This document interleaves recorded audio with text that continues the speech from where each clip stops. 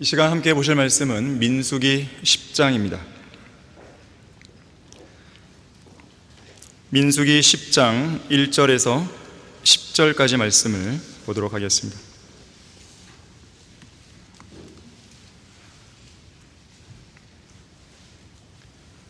자, 10장 1절 보시면 주께서 모세에게 일러 말씀하시기를 은으로 나팔 2개를 만들되 한 덩어리를 가지고 만들지니 지폐를 소집할 때와 진영을 이동시킬 때 사용할지니라. 그들이 2 나팔을 불면 온 지폐는 회중의 성막문에서 4개로 모일지니라. 만일 그들이 나팔을 하나만 불면 이스라엘의 수천 명의 우두머리인 고관들이 4개로 모일지니라. 너희가 경고 나팔을 불면 동쪽에 있는 진영들이 나아갈 것이요 너희가 2번째 경고 나팔을 불면 남쪽에 있는 진영들이 이동할 것이며 그들은 그들의 이동을 위해서 경고 나팔을 불지니라. 회중이 함께 모여야 할 때에도 너희는 나팔을 불되 경고 소리는 내지 말지니라. 아론의 아들들인 제사장들이 그 나팔들을 불 것이며 또 그것들은 너희의 대대에 걸쳐 너희에게 영원히 한 율례가 될지니라. 만일 너희가 너희의 땅에서 너희를 억압하는 원수를 대적하여 싸우러 나갈 때에는 경고 나팔을 불지니 그리하면 너희는 주 너희 하나님 앞에 기억될 것이요 또 너희는 너희의 원수들로부터 구원을 받으리라.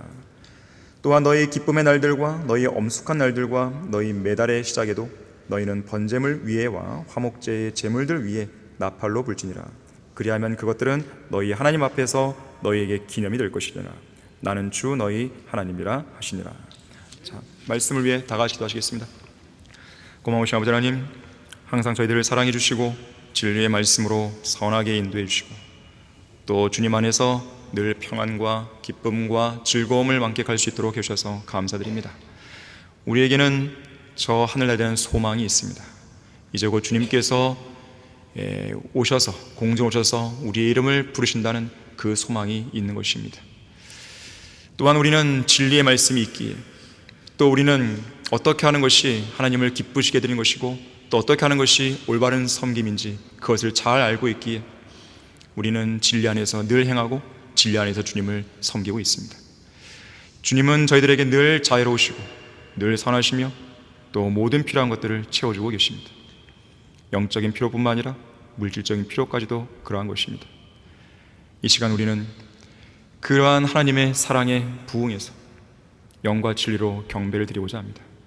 오직 주님만을 높이고자 합니다. 주님께서 우리에게 말씀하시는 이 진리의 말씀만을 우리는 높이고자 합니다.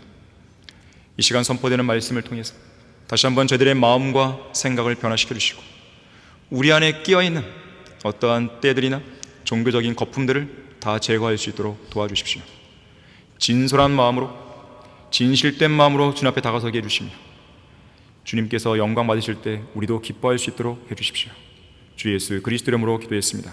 아멘. 나팔을 통해 배우는 교훈이라는 제목으로 설교하겠습니다. 나팔을 통해 배우는 교훈입니다. 나팔은 트럼펫의 시초죠. 성경에는 하나님을 찬양하기 위해 사용하는 여러 가지 악기들이 나옵니다. 우선 현을 켜거나 줄을 타서 소리를 내는 현악기들이 있죠. 솔털이라든지 덜시머라든지 하프, 비올, 열줄 악기들이 나옵니다. 그리고 건반을 통해서 공기나 바람을 제어하여 파이프를 울려서 소리를 내는 오르간들이 언급되죠. 오르간은 연주하는 방법으로 보면 건반 악기지만 소리를 내는 방식에 따르면 바람을 제어해서 관을 울리기 때문에 관악기로 분류되기도 합니다. 또한 두드려서 소리를 내는 타악기가 있죠. 성경에 나오는 타악기로는 탬버린, 북, 큰 소리 내는 심벌즈, 높은 소리 내는 심벌즈가 나옵니다. 마지막으로 입으로 불어서 관 안에 공기를 진동시켜서 소리를 내는 관악기들이 있죠. 트럼펫의 시초가 되는 나팔들이 있고 또 뿔나팔이 있고 코르넷이라 불리는데요.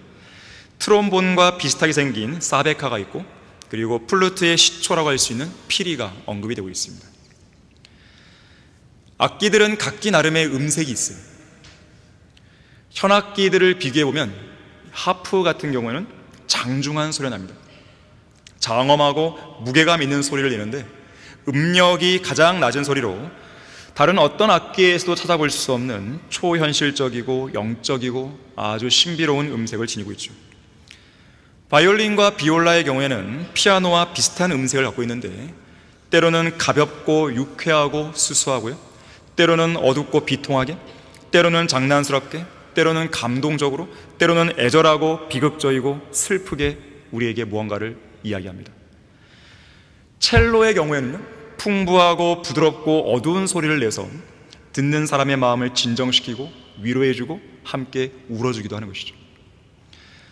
콘트라베이스 같은 경우는요, 매우 무겁고 어딘가 모를 어둡고 불안한 소리를 내면서 아주 긴장된 분위기를 자아냅니다. 관악기들도 나름대로의 음색이 있어요. 나팔들이 그 시초가 되는 이 트럼펫은 분명한 말로 어떤 메시지를 전하는 것처럼 보이는 악기입니다. 트럼본은 연주할 작품에 따라서 무질서함이나 장엄함을 연상시켜줍니다. 튜바는 일종의 광대나 냉소적인 해설가 또는 점점 세게 나오는 확성기 같은 악기죠. 클라리넷의 음색은 희미하면서도 명랑합니다. 호른의 음색은 쓸쓸하면서도 여유가 있어요. 플루트는 모든 악기 중에 가장 경쾌하고 야외 연주에 어울리는 악기라고 합니다. 슬프고 애절한 소리도 낼 수 있지만 보통은 감정을 달래주고 기운이 솟아나게 해주는 악기죠. 그런 음색을 지니고 있어요. 오보에나 바순도 있는데 이 오보에는 바순보다 훨씬 더 현저하게 쓸쓸하면서도 으스스한 소리를 내줍니다. 자, 이러한 것들이 오케스트라에서 같이 어우러지게 되면 그야말로 장관을 연출하는 것이죠. 자, 악기가 주어진 목적이 뭐예요? 자, 그것은 하나님께 찬양드리기 위한 것입니다. 자, 오늘 본문은 이런 관악기들 중에서 나팔에 관한 이야기를 다루고 있습니다. 구약 성경에는 두 종류의 나팔이 나와요. 하나는 은나팔이고 하나는 양뿔나팔입니다. 우선 은나팔은 오늘 본문에서 언급하고 있는 것인데요, 본문 2절에 보니까 은나팔은 두 개입니다. 두 개인데 하나의 덩어리로 만들죠. 한 덩어리로 만들어요. 은나팔은 언제 부는가 봤더니 백성들을 소집할 때라든지, 백성들을 불러 모을 때라든지, 또 백성들의 진영을 이동시킬 때 이 은나팔을 불게 됩니다. 이 나팔은 누가 부는가 봤더니 8절에 보니까 아론의 아들들인 제사장들이 나팔을 불었습니다. 그리고 구체적으로 볼 때에 온 집회를 소집할 때, 전체 집회를 소집할 때는 3절에서 두 나팔을 불게 했습니다. 아까 은나팔은 두 개라 했죠. 하나의 덩어리지만 두 개입니다. 두 나팔을 불게 했고요, 백성들의 우두머리인 고관들만 부를 때는 4절에서 나팔 하나만 붑니다. 자, 이처럼 회중들을 모이게 할 때는 7절에 보니까 경고 소리를 안 냅니다. 그냥 부는 거예요. 하지만 진영을 이동시킬 때는 5절에서 경고 소리를 냅니다. 진영의 이동 순서를 보니까요, 5절에서 동쪽 진영에 위치한 지파들, 그러니까 유다, 이사칼, 스불룬, 이 세 지파가 먼저 이동해요. 그 다음은 6절에서 두 번째 경고 나팔을 불 때 남쪽 진영의 지파들, 루벤, 시므온, 갓, 이 세 지파가 이동합니다. 세 번째로는요, 서쪽 진영의 지파들이 움직이는데 에프라임, 므낫세, 베냐민이 움직여요. 마지막으로는 북쪽 진영에 위치한 지파들, 단, 아셀, 납탈리가 움직입니다. 자, 그 외에도요, 10절 말씀에 보니까 기쁨의 날들과 엄숙한 날들 또는 매달이 시작될 때마다 번제물과 화목제의 제물들 위에 나팔을 불게 됩니다. 또 9절 보니까 원수를 대적하여 싸우러 나가기 위해 진영이 이동할 때도 경고 나팔을 불게 되어 있어요. 자, 이상의 내용들이 은나팔이 활용되는 용도였습니다. 자, 그런가 하면 실제 전장에 나가서 그 전쟁터에서 불게 되는 또 다른 종류의 나팔이 있는데, 자, 그것이 바로 양뿔 나팔입니다. 은으로 된 나팔이 집회를 소집하고 사람들을 모으는데 또 진영을 이동시키는데 주로 사용되었다면, 이 양뿔 나팔은요, 적들에게 경고를 주기 위해서 불게 됩니다. 어떤 경고? 너희들은 이제 멸망할 거야. 이 경고를 주는 거예요. 우리 다 같이 여호수아 6장 한번 보겠습니다. 여호수아 6장 3절에서 5절까지 보시면, 여리코가 붕괴되는 바로 그 상황이죠. 여리코 전투를 위한 이 준비 단계를 하고 있는 것인데 3절에서 너희 모든 전사들은 성읍을 에워싸고 성읍 주위를 한 번 돌되 6일 동안 그리하라. 자, 6일 동안에는 매일같이 한 바퀴 도는 것입니다. 7 제사장은 7 양뿔 나팔을 들고 교회 앞에 가고 7째 날에는 너희가 성읍을 7번 돌 것이며 제사장들은 나팔을 불치니라. 제사장들이 양뿔 나팔을 길게 불 때 너희가 그 나팔 소리를 들으면 모든 백성은 큰 소리를 지를지니라. 그리하면 그 성벽이 완전히 무너져 내리리니 백성들은 각기 자기 앞으로 곧장 올라갈지니라 하시니라. 양뿔 나팔이, 은나팔은 당연히 은으로 만든 것이고 이 양뿔 나팔은 당연히 순양의 뿔로 만들게 됩니다. 자, 그런데 4절 보니까 은 나팔처럼 누가 이 나팔을 붑니까? 제사장들이 불죠. 다만 은나팔과 차이점이 있는데 나팔의 개수를 보세요. 은나팔은 2개였다면 양뿔 나팔은 7개예요. 훨씬 더 많죠. 또한 양뿔 나팔은 전쟁터에서 적진을 향해 엄중한 경고를 선포할 때 사용하는 것이죠. 전쟁하러 나가기 위해서 진영이 이동할 때는 은나팔을 불지만 전쟁터에서는 바로 양뿔 나팔을 부는 거예요.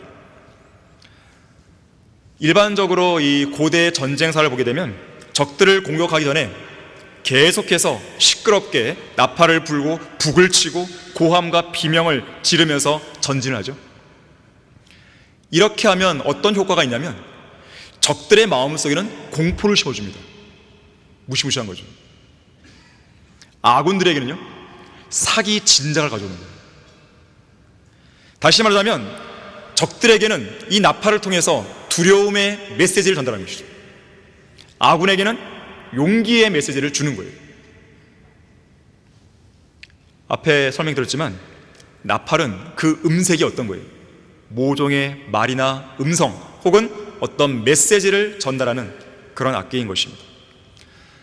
그래서 러크만 목사님은 트럼펫과 같은 나팔은 어떤 조건이나 상황, 어떤 분위기에서든지 분명한 말로 이야기하는 것 같은 악기다 그랬어요. 뭔가 메시지를 주는 거예요, 나팔은. 자, 그래서 우리 거듭난 그리스도인들을 향해서 나팔 소리가 울릴 때 우리는 그 나팔 소리에 주의를 기울여야 돼요. 나팔 소리가 전달하는 분명하고 강력한 어떤 메시지에 귀를 기울여야 하는 것입니다. 오늘 저는 4가지를 이야기하려고 해요. 자, 나팔 소리가 울릴 때 첫 번째로 우리는 진리의 깃발 아래 함께 모여 하나님의 음성에 귀를 기울여야 됩니다. 오늘 본문에도 은나팔을 불면 집회가 소집되잖아요. 사람들이 모입니다.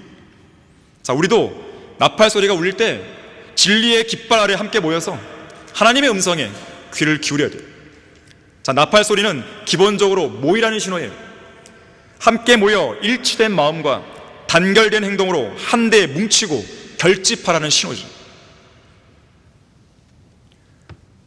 불후의 명곡인 학교종이 땡땡땡, 종소리 나면 모이잖아요. 학교에 다 모입니다. 나팔 소리 울리면 모여야 돼요. 오늘 본문 3절도 나팔을 불면 온 집회는 회중의 성막 문으로 모이라고 명령하죠. 4절도 나팔을 불면 이스라엘의 우두머리인 고관들이 모여야 한다고 지침을 하다라고 있죠. 군대는 어떤 집단이에요?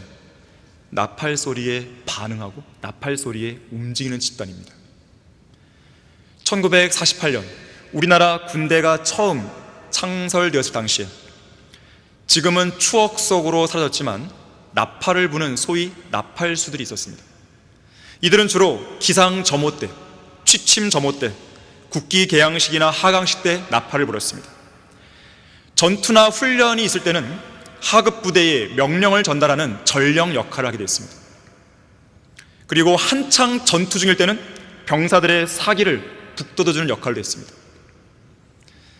이 나팔수들은 1980년대 말까지만 해도 동료 장병들의 부러움을 한몸에 받을 만큼 선망의 대상이었어요.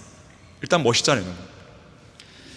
또 부대에서 가장 먼저 일어나서 기상 나팔로 활기찬 아침을 알렸고, 전우들이 힘든 일과를 마치고 잠자리에 들 무렵인 밤 10시에는 은은하고 나지막한 취침 나팔 소리로 마음을 편안하게 달래주었기 때문에 그렇습니다. 군대 병영 안에서 아침을 깨우는 기상 나팔이 울리면 모든 병사들은 한 명도 빠짐없이 신속하게 막사에서 나와 연병장에 모여 아침 점호를 받아야 됩니다. 군대에서 불리는 이 나팔은 각 병사에게 개별적인 행동을 허용하는 나팔이 아닙니다. 개인의 자율성을 보장해 주는 나팔이 아닙니다. 이 나팔은 모두 함께 열애병력 없이 공통적으로 반드시 수행해야 할 어떤 의무와 임무를 부여하는 나팔인 거예요. 우리 그리스도의 군사들은 하나님의 군대의 병영 안에 나팔 소리가 울리면 각자 하던 일을 멈추고 일사불란하게 모여서 같은 생각과 같은 사랑을 가지고 하나의 믿음과 하나의 영 그리고 하나된 마음으로 나팔 소리에 반응하고 움직여야 됩니다. 때로는 나팔 소리에 맞춰서 진영을 이동시키거나 담대히 앞으로 나아가야 되고, 때로는 방향을 바꾸고, 때로는 제자리에 멈추라는 신호에 즉각 멈추고, 때로는 적들을 향해 진격해서 용감히 적들과 싸워야 됩니다.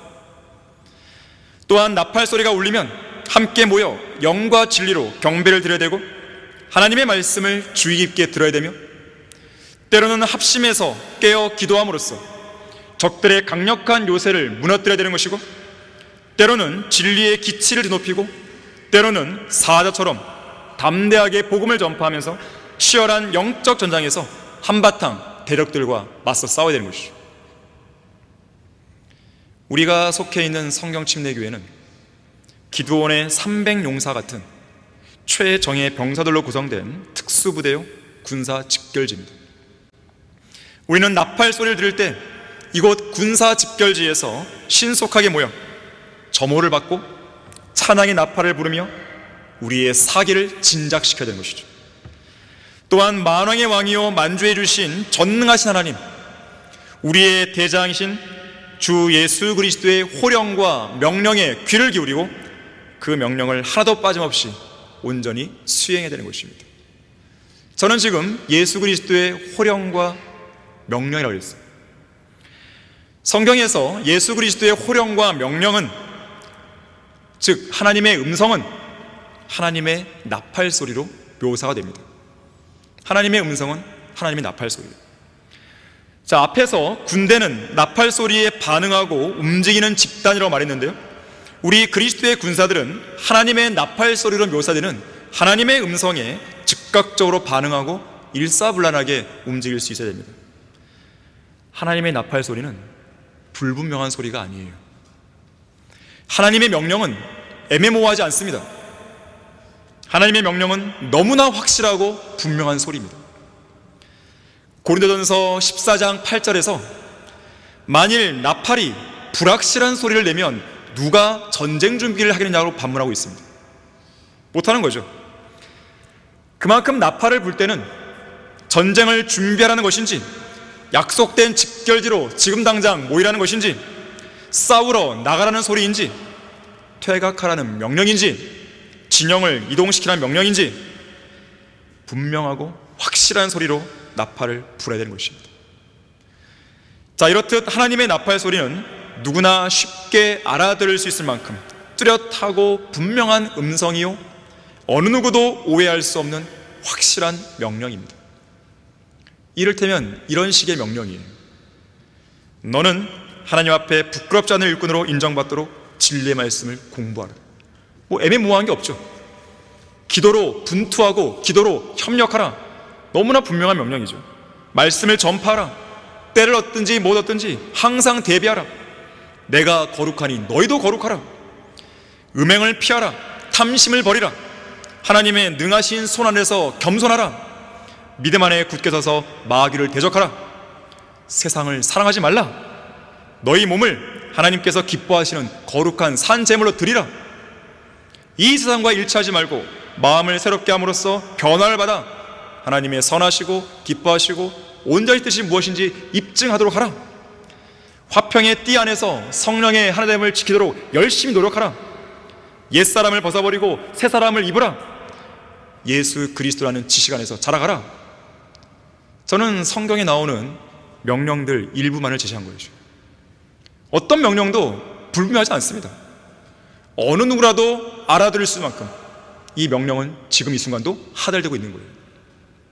군인은 명령에 살고 명령에 죽는 사람이에요. 명령에 관한 한 군인들이 해야 할 일은 딱 한 가지예요.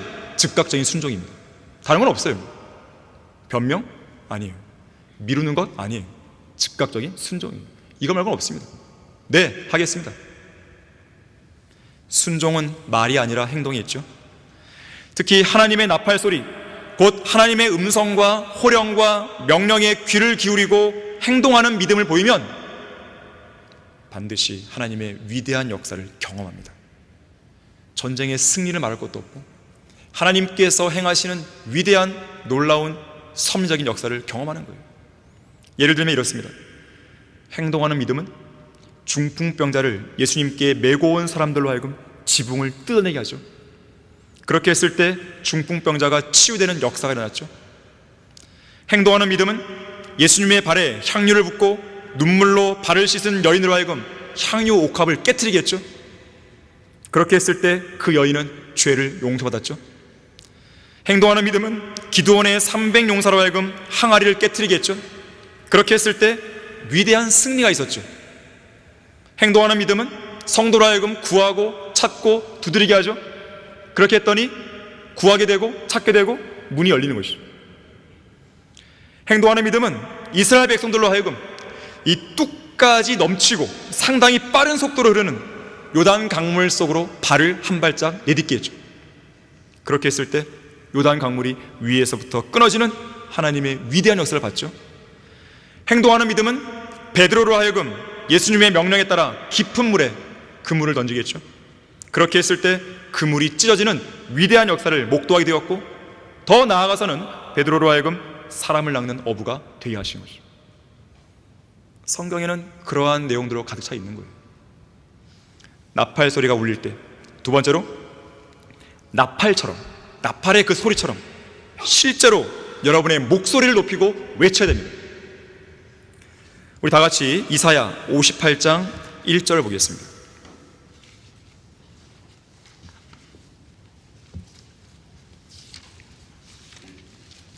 이사야 58장 1절 말씀을 보시면 아끼지 말고 크게 외치며 나팔처럼 내 목소리를 높이라. 내 백성에게 그들의 허물을, 야곱의 집에 그들의 죄들을 보이라. 거리 설교자들이 반드시 기억해야 될 구절이에요. 나팔처럼 목소리를 높이는데 가장 먼저 전하는 메시지가 뭐예요? 그들의 죄들을 보이라죠. 죄를 지적해야 되는 것이죠. 당신들은 죄인입니다. 지옥 갈 수밖에 없는 가장 형편없는 더럽고 추악하고 가증한 죄인입니다. 정신을 차리십시오. 하나님의 진노가 여러분의 머리 위에 놓여 있습니다. 나팔처럼 목소리를 높이라는 거예요.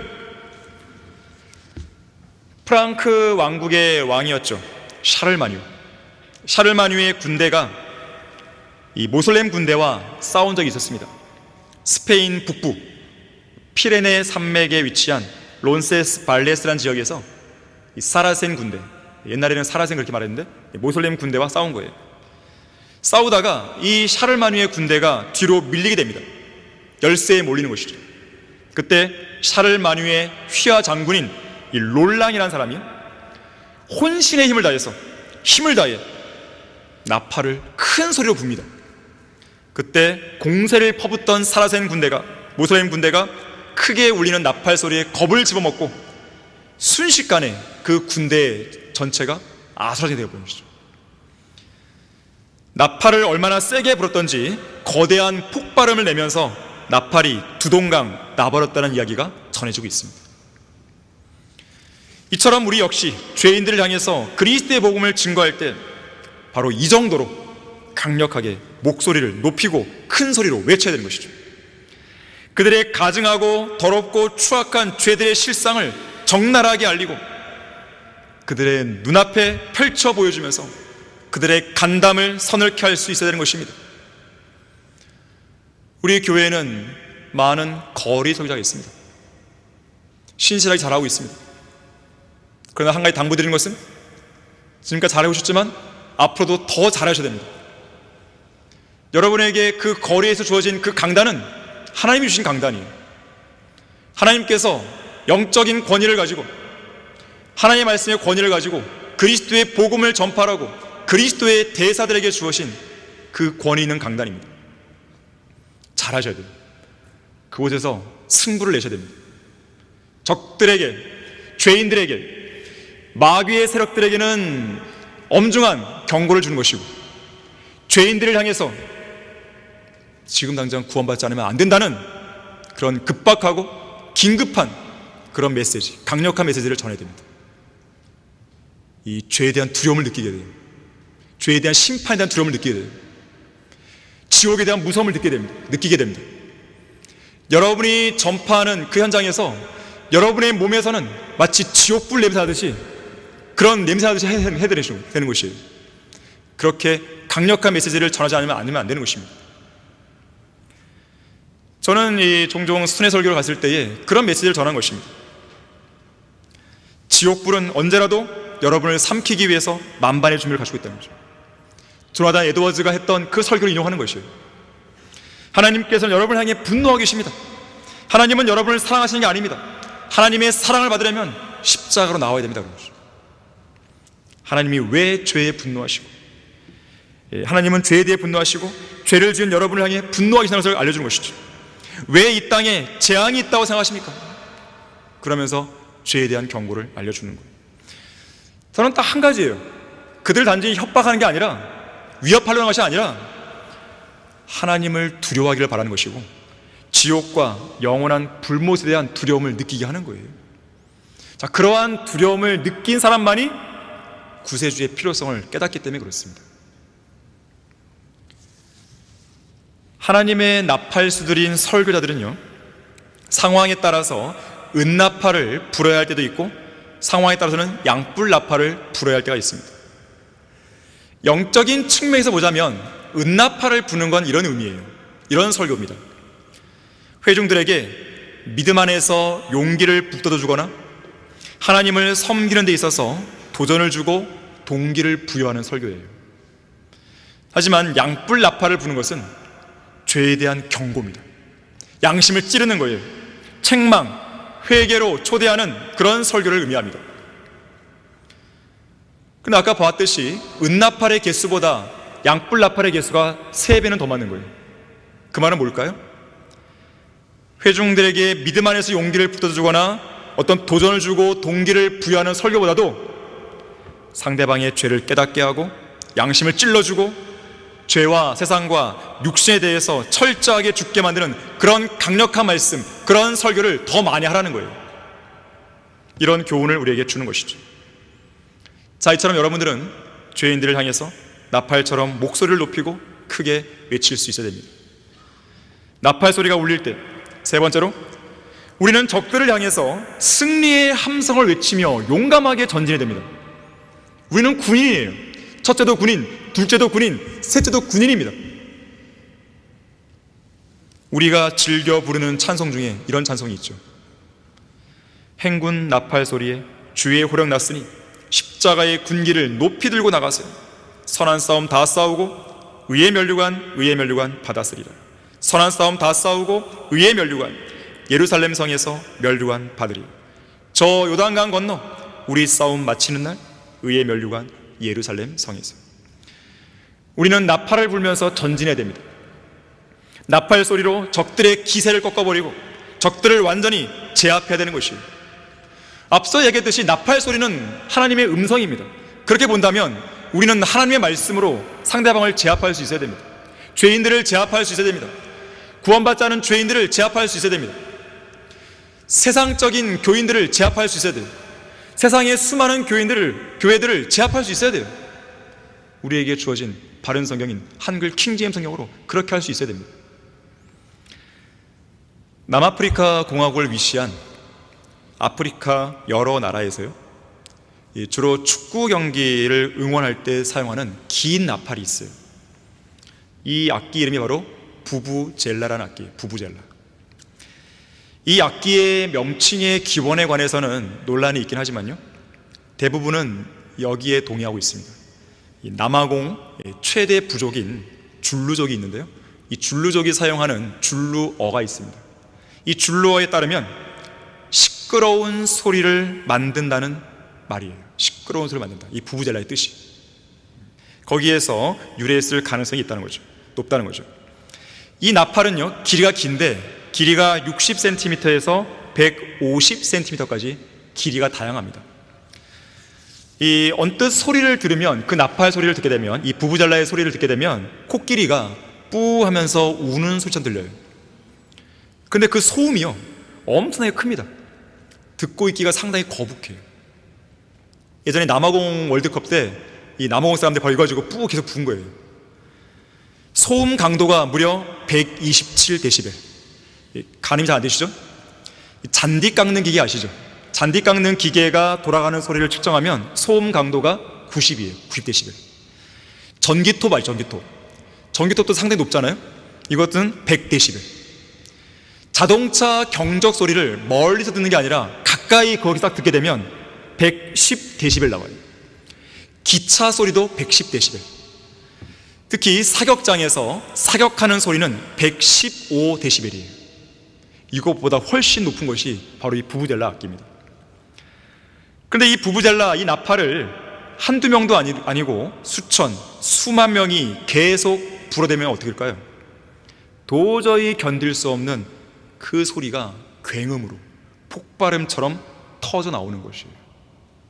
자, 이와 연관된 한 사례를 우리는 기드온 전투에서 보게 됩니다. 우리 다 같이 재판관기 7장 16절에서 21절을 보십시오. 재판관기 7장 16절을 보시게 되면, 당시에 13만 5천 명의 대군, 미디안 군대가 이스라엘 쳐들어오죠. 자, 그때 기드온의 300용사가 하나님의 능력을 힘입어서 위대하고 영광스러운 승리를 거두게 됩니다. 바로 그 장면인데요, 그 300명을 세 부대로 나누어 각자의 손에 나팔과 빈 항아리를 들리고 그 항아리 안에는 등불을 넣었더라. 기드온이 그들에게 말하기를, 나를 쳐다보고 내가 하는 대로 하되, 보라, 내가 그 진영에 외곽에 이르렀을 때 내가 하는 대로 너희도 그렇게 할지니라. 내가 나와 함께한 모든 자들과 나팔을 불면 너희도 온 진영의 사면에서 나팔을 불며 말하기를, 주의 칼이요 기드온의 칼이라 하라 하니라. 그리하여 기드온과 그와 함께한 100명이 중간 경점이 시작될 무렵 진영 외곽에 와서 그들의 파수를 새로이 세울 때 나팔을 불고 그들의 손에 있는 항아리를 깨뜨리니라. 그 세 부대가 나팔을 불고 항아리를 깨뜨리며 등불을 왼손에 들고 오른손에 잡은 나팔을 불며 소리 지르기를, 주의 칼이요 기드온의 칼이라 하며 그들이 각자 진영을 에워싸고 자기 자리에 서니 모든 군대가 달리며 부르짖으며 도망치더라. 300명의 정예병을 세 부대로 나눴고, 중간 경점이면 이제 밤 10시에서 새벽 2시를 말합니다. 야간 공격을 감행한 거죠. 기습작전입니다. 이 적들이 준비하기 전에 기습하면 적들은 이성과 균형을 잃고요, 실수를 남발하면서 공황 상태에 빠지게 됩니다. 전쟁은 속도를 중요한 가치로 생각하는 분야죠. 그래서 프랑스의 나폴레옹은 천천히 심사숙고하고 빠르게 행동하라고 말했습니다. 특히 적들의 규모가 크고 막강할 때는 예의치 않은 방법으로 기습하는 게 좋아요. 그러면 그 효과는 극대화됩니다. 자, 그리고 여기 20절에서 왼손에 든 항아리를 깨트리면서 등불을 밝히고 동시에 오른손으로는 나팔을 불며 주의 칼이요 기드온의 칼이라고 소리를 지르게 했어요. 이 작전은 매우 효과가 있었습니다. 300명이 동시에 항아리를 깨트리면서 발산했던 그 등불의 섬광을 생각해 보세요. 더군다나 나팔 소리가 함께 큰 소리가 나오는 것이죠. 그야말로 폭발하듯이 터져 나왔을 것이에요. 럭커 목사님은 이 장면과 연관해서 갑작스럽게 발산한 불빛과 폭발하듯이 터져나온 그 음성과 나팔 소리는 300명이라는 이 병력 수를 마치 300개의 대대 병력이 모인 효과를 낮게 했을 거라고 말합니다. 한 개의 대대를 800명으로 추산하게 되면 무려 24만 명에 달하는 병력 수가 되는 것이죠. 300명의 병력을 순간적으로 30만 명에 달하는 병력으로 보이는 효과를 낳는 거예요. 결국 적들의 사기가 꺾였겠죠. 적들의 진영은 아소장이 됐겠죠. 기드온의 300 용사들은 대승을 거두게 됩니다. 자, 이것은 하나님이 이루신 완전한 승리였어요. 이 승리는 주 하나님을 온전히 믿고 따른 결과였습니다. 자, 이렇듯 전장에서 주님의 명령, 하나님의 음성, 하나님의 나팔 소리를 믿음으로 따르게 되면 주님이 이루시는 구원을 보게 되는 거예요. 출애굽기에도 14장 13절에 보게 되면 너희는 두려워 말고 가만히 서서 주께서 오늘 너희에게 보여주실 주의 구원을 보라 그랬어요. 하나님의 명령에 순종하는 것이죠. 우리도 마찬가지예요. 하나님의 나팔 소리가 울릴 때 전장으로 용감히 나아가서 하나님의 나팔 소리에 우리가 온전히 순종하고 복종하는 가운데 그 전쟁을 승리로 이끄는 것이죠. 주의 구원을 보는 거예요. 우리 역시 언제든지 한 치 앞도 안 보이는 불가능한 싸움에 투입될 수 있어요. 기드온의 300 용사처럼. 하지만 우리는 군대가 나를 대적하여 진칠지라도 내 마음은 두려워하지 아니하며 전쟁이 나를 대적하여 일어날지라도 그 가운데 나는 담대하리라. 시편 27편 3절의 말씀에 대한 믿음을 견지해야 되는 것이죠. 불가능한 싸움에 우리가 처하는 것은 우리가 시편 27편 3절의 그 믿음을 주님 앞에 내보일 수 있는 절호의 기회라는 것을 잊지 말아야 돼요. 나팔 소리가 울릴 때, 마지막 네 번째로 이리 올라오라는 하나님의 음성에 따라 우리는 진영을 이동시키는 것이죠. 어디로요? 저 하늘로, 저 공중으로 우리의 진영을 이동시키는 거예요. 데살로니가전서 4장 16절 17절에 보니까 주께서 호령과 천사장의 음성과 하나님의 나팔 소리와 함께 하늘로부터 친히 내려오시리니 그러면 그리스도 안에서 죽은 자들이 먼저 일어나고 그리고 나서 살아남아있는 우리도 공중에서 주와 만나기 위하여 그들과 함께 구름 속으로 끌려 올라가리니 그리하여 우리가 영원히 주와 함께 있으리라. 공중으로 올라가는 거예요. 나팔 소리가 울리면 올라가는 겁니다. 나팔의 생명은 소리에 있습니다. 소리가 안 나는 나팔은 무용지물이죠. 저도 지금 트럼펫을 배워보려고 제 책상 옆에 갖다 놨는데 소리가 안 나요. 이거는 문제가 있는 거죠. 지금. 제가 문제죠. 나팔이 문제가 아니라. 아무리 반짝반짝 금빛 나는 고가의 나팔이라도 소리가 나지 않는 나팔은 한낱 고철덩이에 불과합니다. 나팔은 소리가 나야 됩니다. 특히 누구라도 그 메시지를 알아들을 수 있을 만큼 분명하고 확실한 소리가 나야 돼요. 자, 이처럼 이제 얼마 안 있으면 이리 올라오라는 분명하고 확실한 소리가 우리의 귓전에 크게 울릴 것이에요. 자, 솔로몬의 노래 2장 8절을 보겠습니다.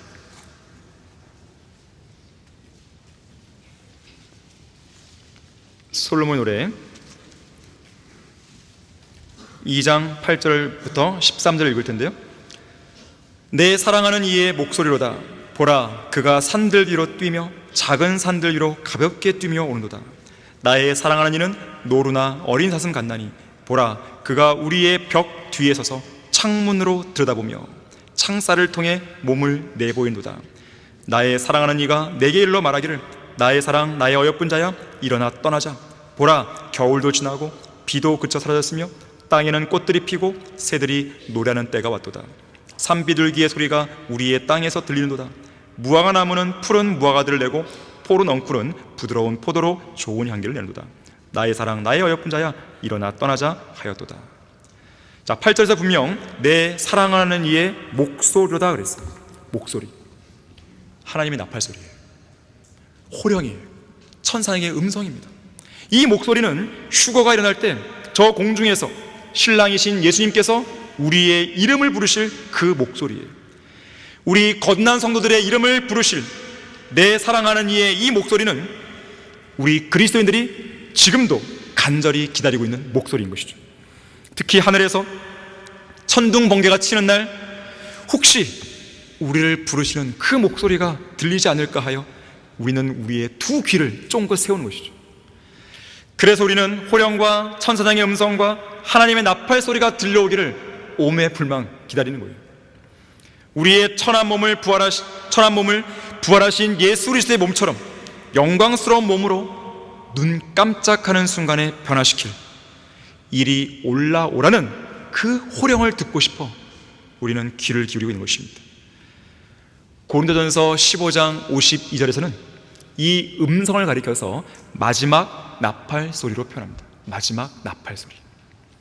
이 마지막 나팔 소리가 울리면, 다시 말하자면 이 땅에서 우리가 듣게 될 하나님의 마지막 음성이 들리면 우리가 간절히 기다리고 소망했던 휴거가 일어나는 것이죠. 휴거는 영어로 랩처입니다. 랩처. R-A-P-T-U-R, 랩처예요. 엄청난 기쁨과 환희의 순간이죠. 공중으로 들림받아 저 구름 속으로 끌려 올라가서 우리의 구주이신 예수 그리스도와 만나는 가장 감동적이고 가장 영광스러운 만남인 것입니다. 진정한 환희의 순간은 이 땅 어떤 오케스트라 관악단이 하는 것이 아니라 저 공중에서 환희의 순간은 연주가 되는 것이 마땅한 것이죠. 데살로니가전서 4장 18절에 의하면 이 휴거는 우리의 영원한 위로입니다. 우리가 받게 될 위로의 절정이자 위로의 극치.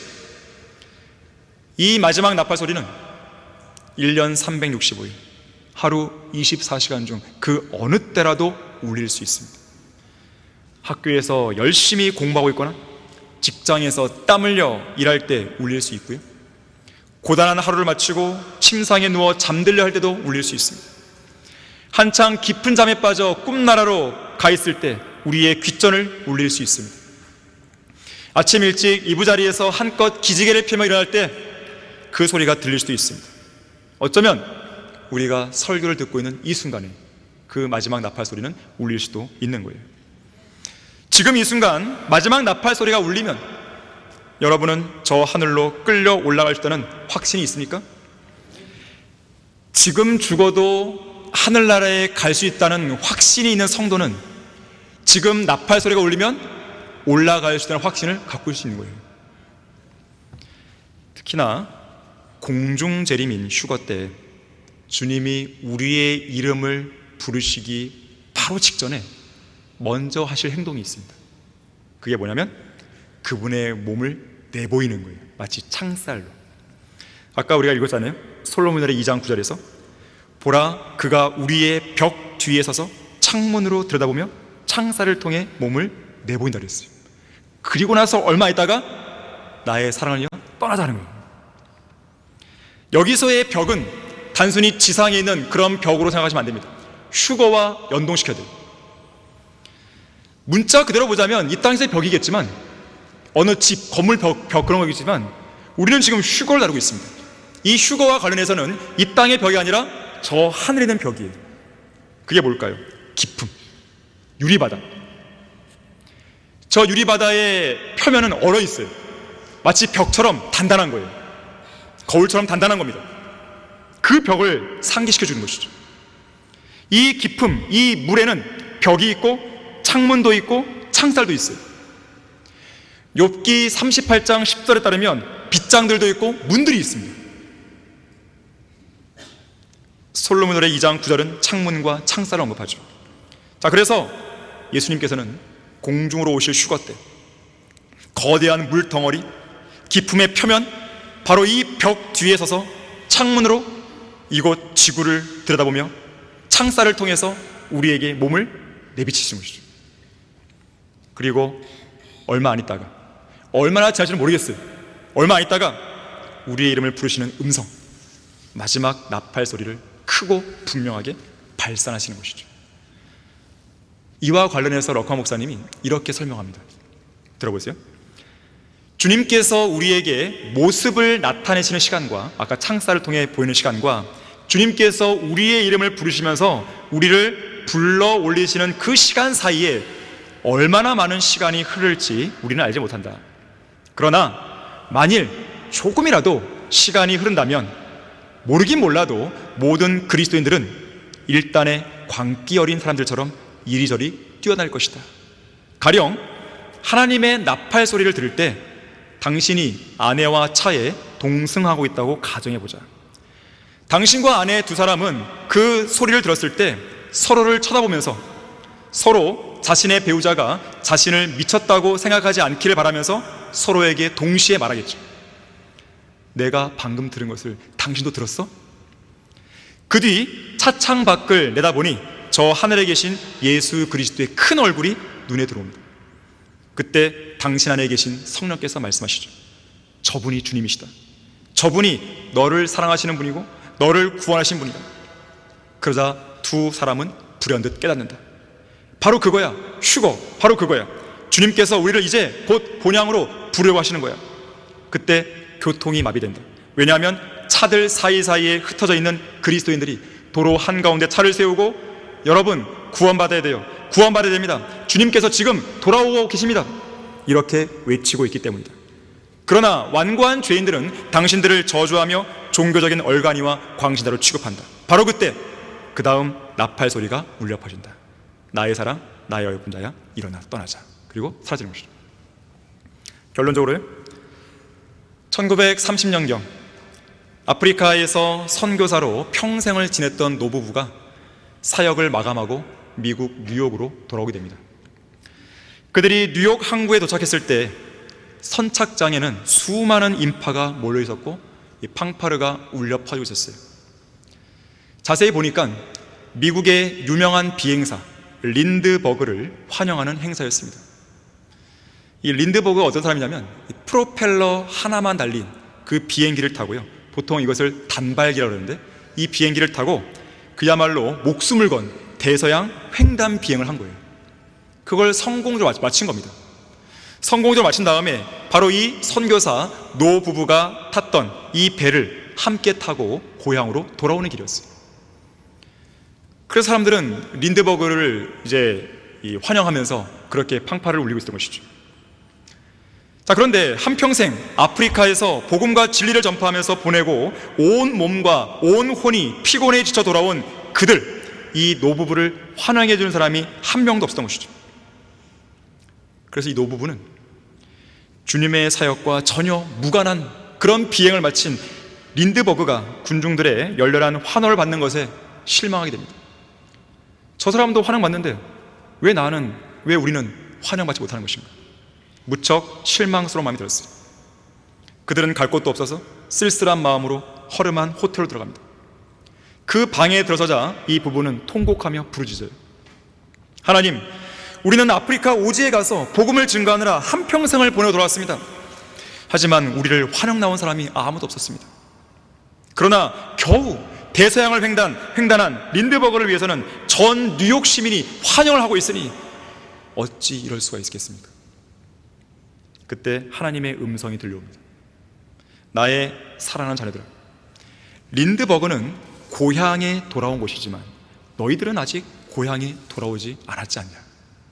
너희들이 고향에 돌아올 때, 이곳 하늘나라 본향으로 돌아올 때 너희들이 누리게 될 영광은 린드버그가 누린 영광과는 비교가 안 될 것이다.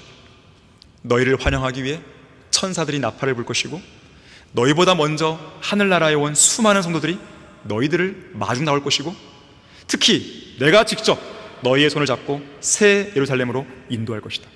그때까지만 참고 기다려라 그랬어요. 1678년 존 버넌이 쓴 철로 역정의 마지막 그 장면을 보면요, 이 주인공이 마지막 여행길에서 강 건너 천성으로 올라가는 그 길을 바라보는 내용이 나옵니다. 그때 그 장면과 그 주인공이 느꼈던 그 느낌을 다음과 같이 존 버넌은 묘사하고 있어요. 강 건너편 넓은 땅에 말과 마차, 나팔을 부는 자, 피리를 부는 자, 노래를 하는 자, 현악기 연주하는 사람들이 가득 모여서 천성의 아름다운 문으로 줄지어 올라가는 순례자들을 환영하는 모습은 영광스럽기 그지없다 그랬어요. 이렇듯 이제 곧 있으면 우리를 부르시는 하나님의 나팔 소리, 우리를 환영하는 하나님의 나팔 소리가 울려 퍼질 것입니다. 자, 그날이 올 때까지 우리의 구주이신 예수 그리스도와 복음과 진리를 위해 끝까지 싸우고 승리하는 여러분 모두 되기를 바라겠습니다. 자, 기도하겠습니다. 위대하신 주 하나님 아버지, 우리는 위대한 순간을 이제 목전에 두고 있습니다. 주님께서 저 공중에서 우리를 부르실 그날이 이제 곧 임박해 있는 것입니다. 우리는 그날이 1년 뒤나 2년 뒤나 10년 뒤나 한참 뒤에 일어날 거로 우리는 생각하지 않습니다. 우리는 지금 당장이라도 올라갈 준비가 되어 있습니다. 우리는 지금 당장 주님께서 우리의 이름을 부르시는 그 나팔 소리를 듣길 간절히 원하고 있습니다. 이러한 소망을 갖고 있는 성도들이 여기에 앉아 있습니다. 주님 오실 날이 얼마 남지 않은 이때에 각자의 위치에서 어떻게 하면 주님을 더 기쁘시게 드리고 주님의 영광을 드러낼 수 있을지, 어떻게 하면 더 진리의 기치를 드높일 수 있을지, 어떻게 하면 더 한 사람이라도 더 복음을 통해 주님께로 이끌 수 있을지, 그러한 책무를 생각하면서 하루하루를 살아갈 수 있도록 도와주십시오. 우리 성도들에게 힘을 주시고 용기를 주십시오. 소망을 잃지 않게 해주시고 구원의 확신뿐만 아니라 이제 곧 우리가 들림을 받는다는 그 확신도 잃지 않도록 도와주십시오. 우리 성도들에게 늘 용기를 북돋워 주십시오. 주 예수 그리스도 이름으로 기도했습니다. 아멘.